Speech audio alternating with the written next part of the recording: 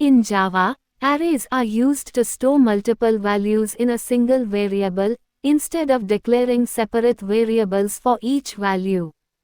An array refers to a data structure that contains homogeneous elements. This means that all the elements in the array are of the same data type.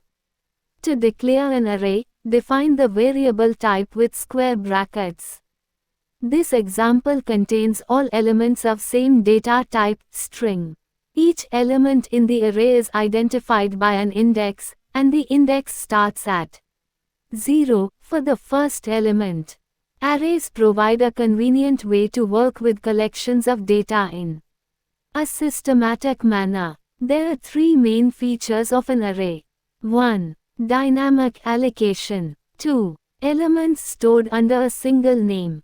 3. Occupies contiguous location. Dynamic allocation. In arrays, the memory is created dynamically, which reduces the amount of storage required for the code.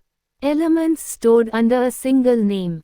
All the elements are stored under one name.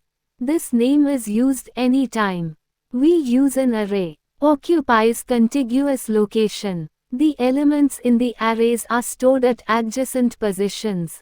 This makes it easy for the user to find the locations of its elements.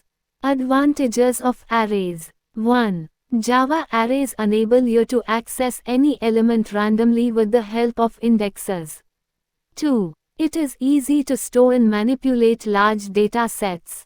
Disadvantages of arrays. 1. The size of the array cannot be increased or decreased once it is declared. Arrays have a fixed size. 2. Java cannot store heterogeneous data. It can only store a single type of primitives. Types of arrays. 1. One-dimensional array. 2. Two-dimensional array. 3. Multi-dimensional array. We use these types of arrays as per the requirement of the program. We can have arrays of different data types like integer, string and so on. See you again. Thank you.